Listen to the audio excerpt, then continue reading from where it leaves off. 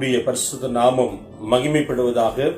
இந்த பரிசுத்தமான ஓய்வு நாள் காலை வேளையில கூட உங்களை சந்திப்பதிலே மிகுந்த மனமகிழ்ச்சி அடைகிறேன். கர்த்தர் நாமம் மகிமைப்படும்படி இந்த ஓய்வு நாளை நாம் தேவ சமூகத்தில் ஜெபித்து துவங்குவோம். ஆண்டவர் நாமம் மகிமைப்படும். கண்களை மூடி நாம் கர்த்தரை நோக்கி நாம் ஜெபிக்கலாம். கிருபை நிறைந்த நல்ல ஆண்டவரே, ஆசீர்வதிக்கப்பட்டதான இந்த பரிசுத்தமான ஓய்வு நாள் கால வேளைக்காக நன்றி செலுத்துகிறோம். கர்த்தர் மட்டுமா 8 மாதம் அளவும் எங்களை ஆண்டவரை கண்ணின் மணி போல காத்து இந்த 8ஆம் மாதத்தை இந்த கடைசி ஓய்வு நாளிலும் கூட கர்த்தருடைய தயவின்படி எங்களை நடத்தி வந்திருக்கிறீர். அதற்காக நன்றி ராஜா. உம்முடைய நாமம் உயர்த்தப்படும்படி எங்களை நீர் ஆளுகை செய்யும்படியா நாங்கள் ஜெபிக்கிறோம். இந்த ஆராதனை முழுவதுமாய் கர்த்தருடைய பிரசன்னம் வழி நடத்தட்டும். தொடர்ந்து நாமம் உயர்த்தப்படட்டும். இயேசுவின் நாமத்தில் ஒப்புக் கொடுக்கிறோம் ஜீவனுள்ள நல்ல பிதாவே, ஆமென். கர்த்தர் நாமத்தை நாம் ஜெபித்து துவங்கி இருக்கிறோம். நமக்கு தெரிந்த ஒரு பாடல், என் சிறுமையை கண்ணோக்கி பார்த்தவரே என்ற பாடலை நாம் யாரும் சேர்ந்து பாடி ஆண்டவர் நாமத்தை துதித்து தேவனுடைய வார்த்தைக்கு நேரம் நாம் கடன் செல்லலாம்.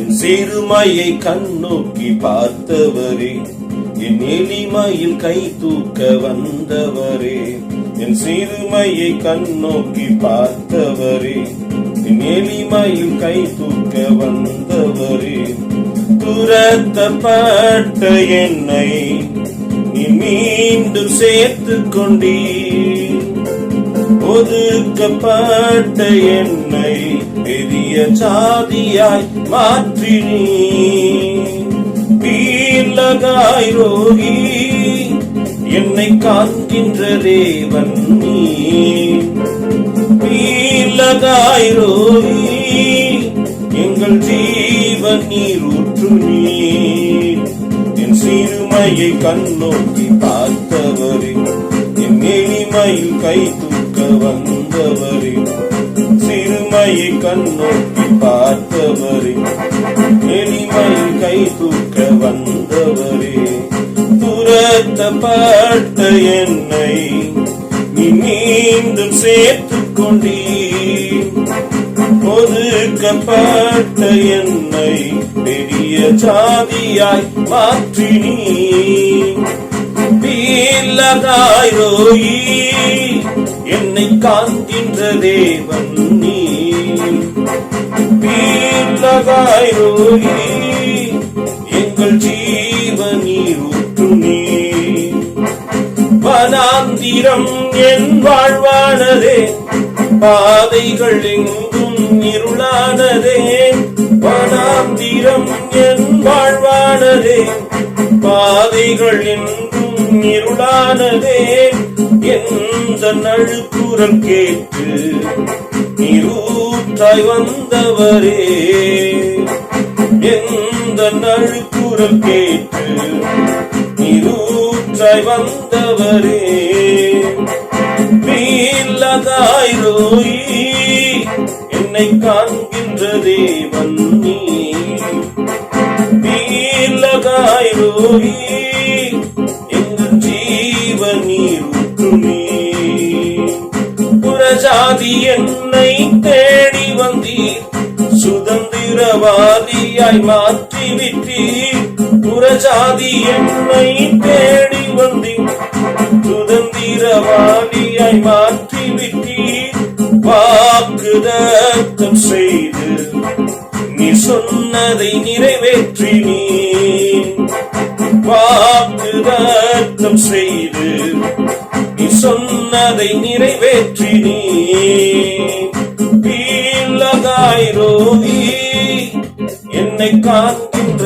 தேவன் நீ, பீலகாய் ரோகி எந்தன் ஜீவன் நீர் ஊற்று நீர், என் சிறுமையை கண்ணோக்கி பார்த்தவரே, என் எளிமையில் கை தூக்க வந்தவரே, என் சிறுமையை கண்ணோக்கி பார்த்தவரே, என் எளிமையில் கை தூக்க வந்தவரே, துரத்தப்பட்ட என்னை நீ மீண்டும் சேர்த்துக் கொண்டீர், ஒதுக்கப்பட்ட என்னை பெரிய ஜாதியாய் மாற்றினீ. பீர்லகாய் ரோயி என்னை காண்கின்ற தேவன் நீ. பீர்லகாய் ரோயி என் ஜீவ நீர் ஊற்று நீ. என்னை காண்கிற தேவன் என்று அன்று ஆகாரை பார்த்து ஆகார் சொன்னார். தேவ சமூகத்தில் ஆகார் சொன்னார், நீர் என்னை காண்கிற தேவன். இந்த நேரத்தில் கூட நம்முடைய எல்லா சிறுமையை கர்த்தர் கண்ணோக்கி பார்த்து கொண்டிருக்கிறார். அப்படி இருக்கிற இடத்துல கண்களை மூடி ஆண்டவரை நோக்கி, நம் ஆண்டவரே என்னை நீங்க கண்ணோக்கி பாருங்கப்பா என்று சொல்லி கரங்களை உயர்த்தி இந்த கவியை நாம் உணர்ந்து என் சிறுமையை கண்ணோக்கி பாருங்க என்று சொல்லி நாம் உணர்ந்து பாடி ஆண்டவர் நாமத்தை ஒப்பு கொடுத்து இந்த துதி வேலையோடு கூட கர்த்தருடைய வார்த்தைக்கு நேரம் நாம் போக போகிறோம். எல்லாரும் கண்களையும் மூடி இருக்கிற இடத்துல கேட்போம். ஆண்டவரே தேங்க்யூ. என் சிறுமையை கண்ணோக்கி பார்த்தவரே, என் எளிமையில் கை தூக்க வந்தவரே. என் சிறுமையை கண்ணோக்கி பார்த்தவரே, என் எளிமையில் கை தூக்க வந்தவரே. துரத்தப்பட்ட என்னை நீ மீண்டும் சேர்த்து கொண்டீர். ஒதுக்கப்பட்ட என்னை பெரிய ஜாதியாய் மாற்றினீ. பீர்லகாய் ரோயி என்னை காண்கின்ற தேவன் நீ. பீர்லகாய் ரோயி எங்கள் ஜீவ நீரூற்று நீர்.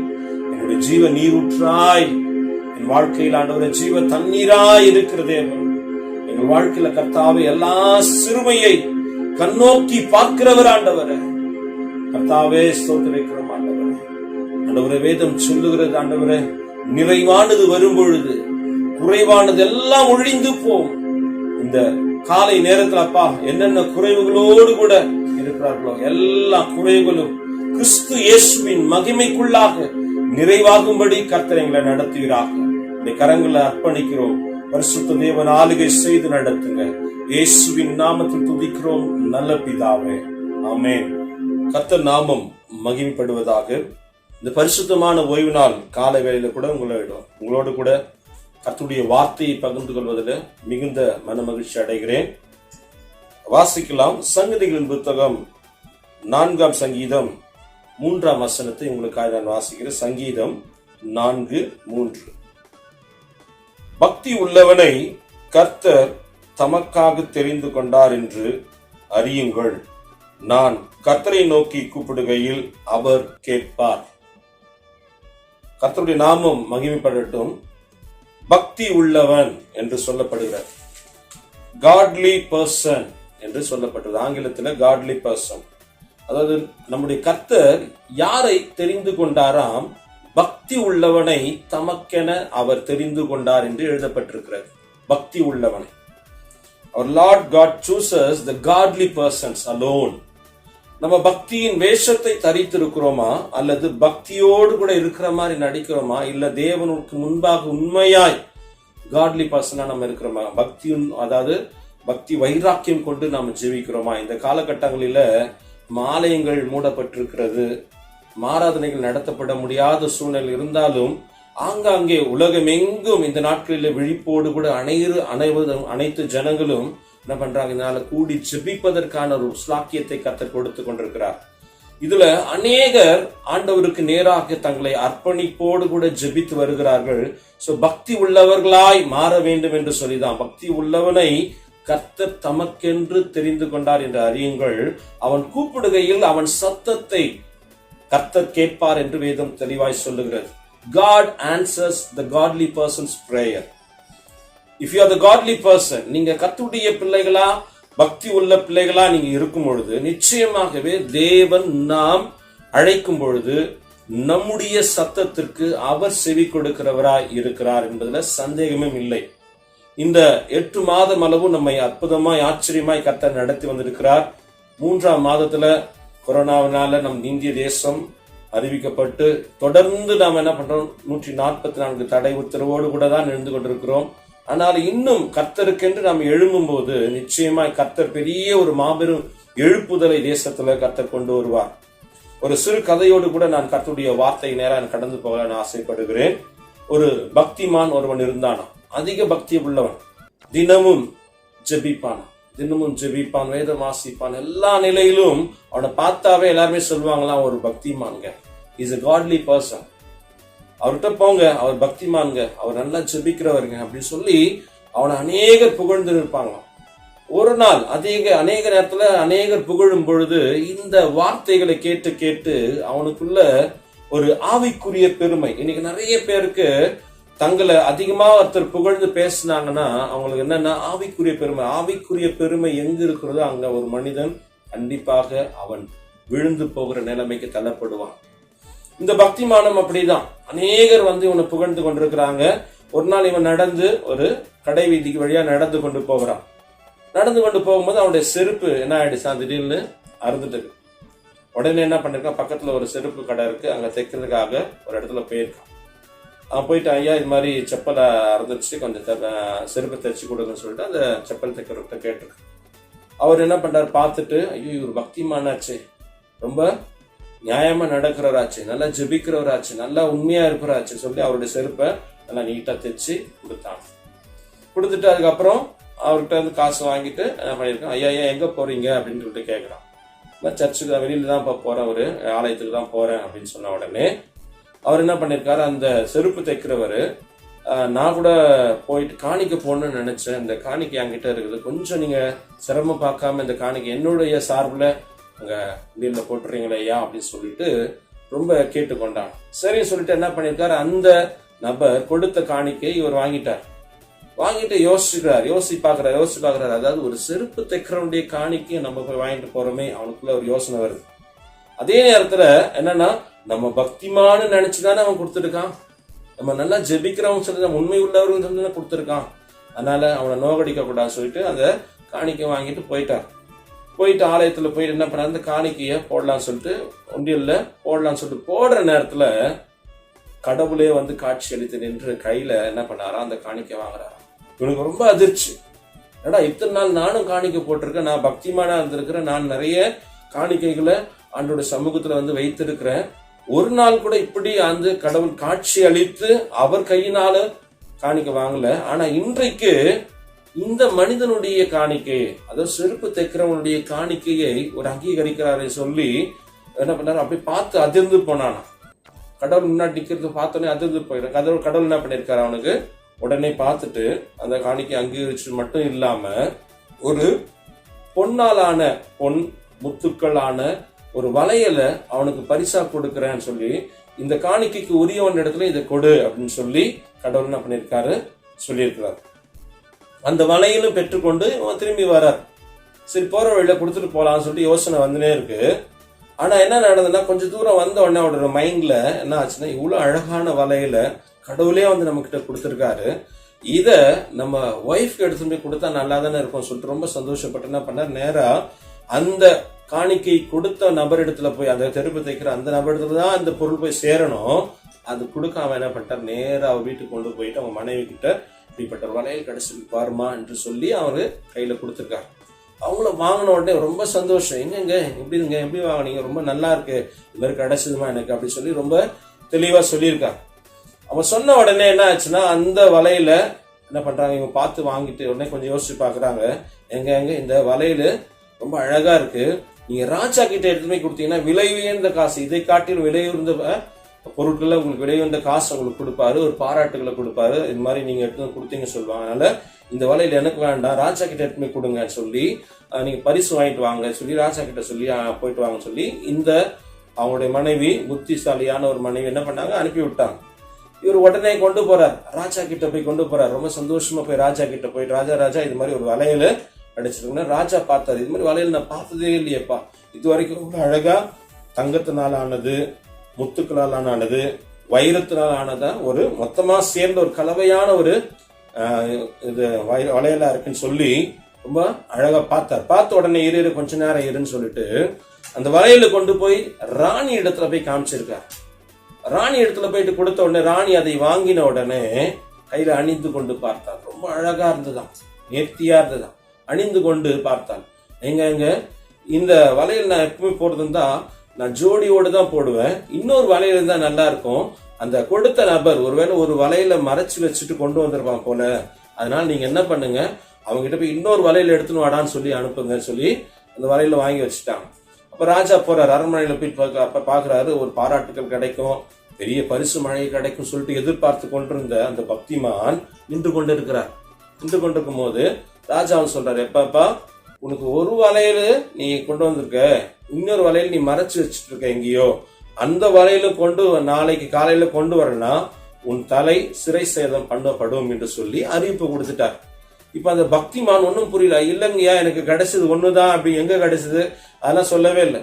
ஏன் ஒண்ணுதான் கிடைச்சது அப்படின்னு சொல்லி ரொம்ப கலக்கத்தோட, ஐயோ நம்ம வேண்டாத காரியங்களை போய் மாட்டிக்கிட்டோமே அப்படி சொல்லி என்ன பண்ணார், வேதனையோடு கூட யோசிச்சுட்டு மறுபடியும் என்ன பண்ணாரு, அந்த வழியா மறுபடியும் போகும்போது அந்த செருப்பு தைக்கிற ஞாபகம் வந்தது. அவர் வெளியே வந்த உடனே, பாப்பா ஏற்கனவே இது மாதிரி நான் போயிட்டு நீ கொடுத்த காணிக்கையே நான் ஆலயத்துல போட்டேன், அப்ப கடவுள் தோன்றி இந்த வலையில கொடுத்தாரு, அதை எடுத்துன்னு போயிட்டு நான் ராஜா கிட்ட கொடுக்கலாம்னு சொல்லி கொடுத்தேன்.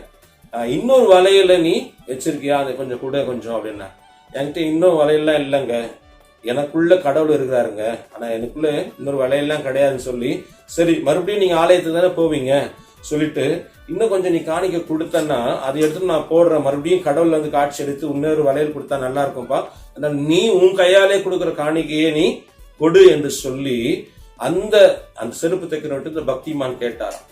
அப்போ உடனே என்ன பண்ணிருக்காரு, தன்னுடைய பையிலிருந்து சில்லறையா காணிக்கை எடுக்கலாம் சொல்லி எடுக்கிற அந்த நேரத்துல பார்க்கும்போது அந்த சில்லறை எடுக்கிற அந்த பணம் பையில இன்னொரு வளையல் கிடைக்குதாம்.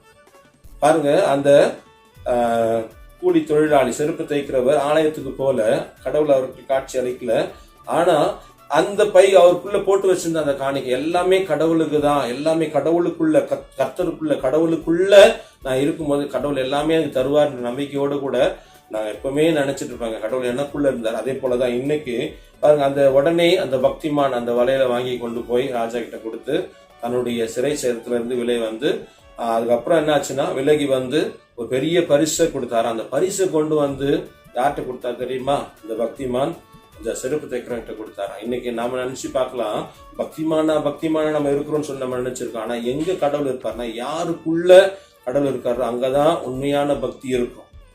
இவரு எவ்வளவுதான் பக்திமான தன்னை காட்டினாலும் உண்மையான பக்தி அந்த செருப்பு தைக்கிறவன் கிட்ட இருந்தது. அவனுக்குள்ள கர்த்தர் இருந்தார், கடவுள் இருந்தார்.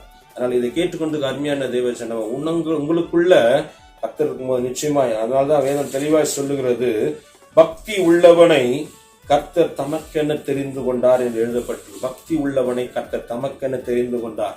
இது சங்கீதம் வாக்கியம் எழுதுறாரு. இதுல பாத்தீங்கன்னா தாவீதை ரொம்ப தெளிவாக கொடுக்கப்பட்ட தாவீது அழகா எழுதுறாரு. இடத்துல பக்தி உள்ளவனை கர்த்தர் தமக்காக தெரிந்து கொண்டார் என்று அறியுங்கள் என்று எழுதப்பட்டிருக்கு. தாவீதுடைய வாழ்க்கையில கூட பாருங்களேன், அவன் பயங்கரமான ஆண்டவருக்குள்ள வைராக்கியம் உள்ளவனாய், சிறு வயதுல இருந்து எல்லாவற்றையும் கற்று தேர்ந்தவனாய், வாசிப்பதில் வல்லவனா இருந்திருக்கிறான், சௌந்தரியம் உள்ளவனா இருந்திருக்கிறான், ஆடுகளை மேய்க்கிற ஒரு சிறுவனா தான் இருந்தான், தன்னுடைய தகப்பனாருக்கு கீழ்ப்படுகிற ஒரு மகனா இருந்திருக்கிறான், தன்னுடைய சகோதரர்களுக்கு கீழ்ப்படுகிற ஒரு மகனா ஒரு சகோதரனா இருந்திருக்கிறான்.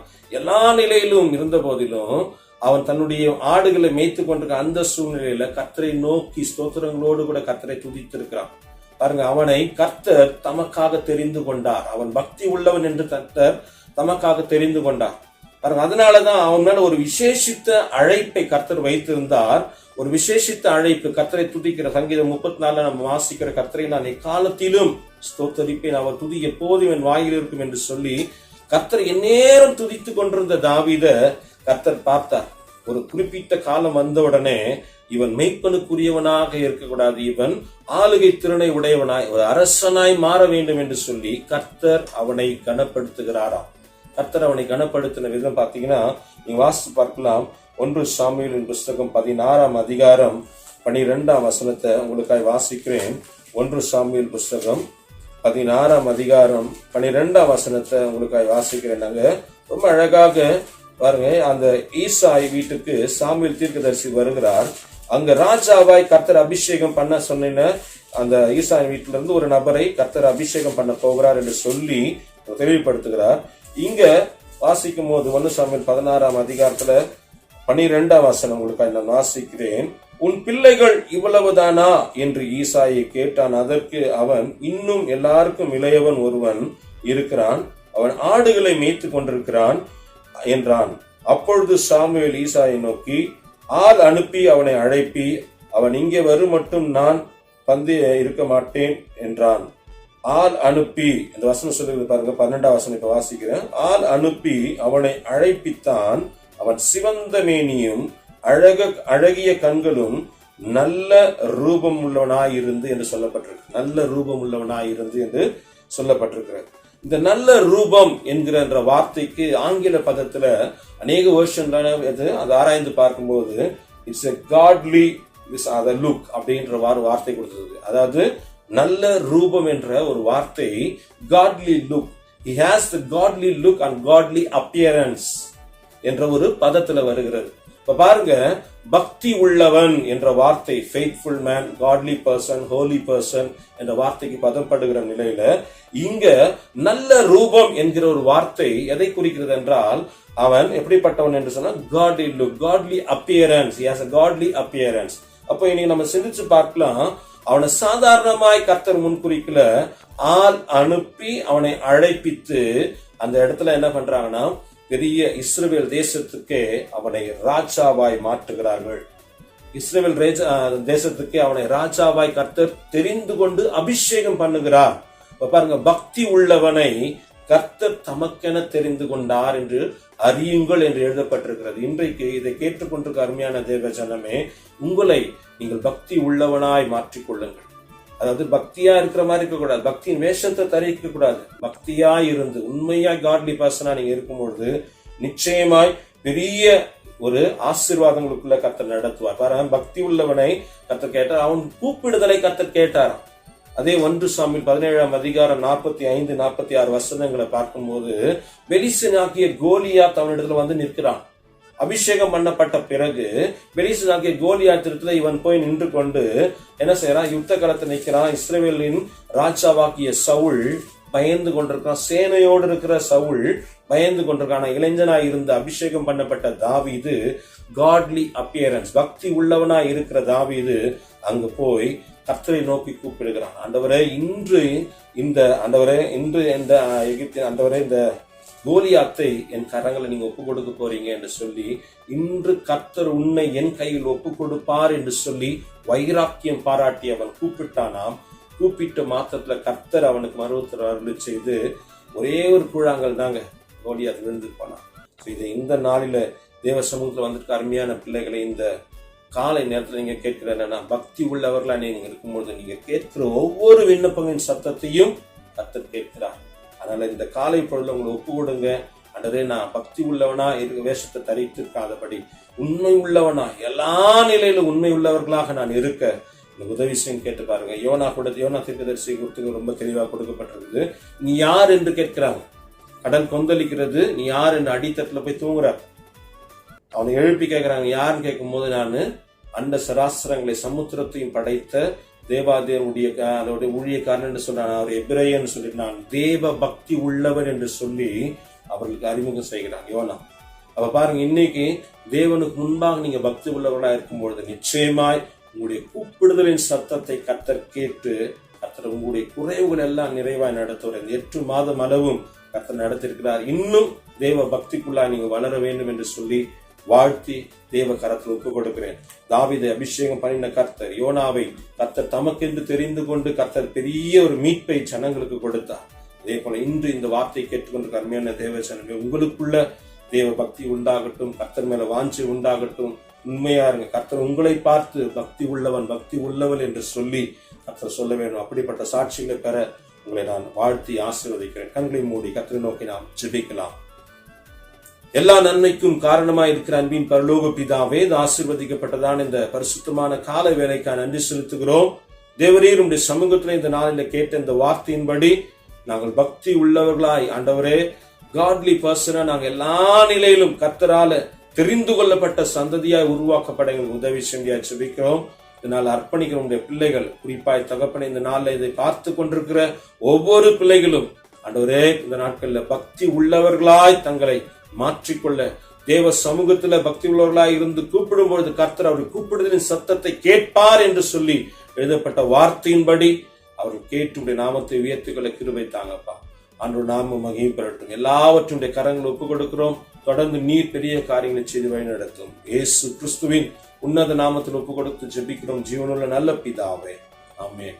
யாவரும் சேர்ந்து சொல்லுவோம். என் ஆத்துமாவே கர்த்தரை ஸ்தோத்திரி, என் உள்ளமே பரிசுத்த நாமத்தை ஸ்தோத்திரி. என் ஆத்துமாவே கர்த்தரை ஸ்தோத்திரி, அவர் செய்த சகல உபகாரங்களையும் மறவாதே. ஆமென். இந்த கர்த்தராகிய இயேசு கிறிஸ்துவின் கிருபையும் பிதாவாக தேவனுடைய அன்பும் பரிசுத்த ஆவியானுடைய அன்யோன்யம் ஐக்கியம் வழிநடத்தல் சமாதானம் சகல ஆசீர்வாதங்கள் அதாவது கேட்டுக்கொண்டிருக்கும் ஒவ்வொரு பிள்ளைகளோடு கர்த்தருடைய வருகை பரியந்தம் கர்த்தர் நிலைநிறுத்தி காப்பீராக. ஆமென், ஆமென். God bless you. கர்த்தர் உங்களோடு கூட இருப்பார். எல்லா நிலையிலும் காட்லி பர்சனா இருங்க. கர்த்தர் உங்களை கனப்படுத்தி உயர்த்துவார். ஆமென்.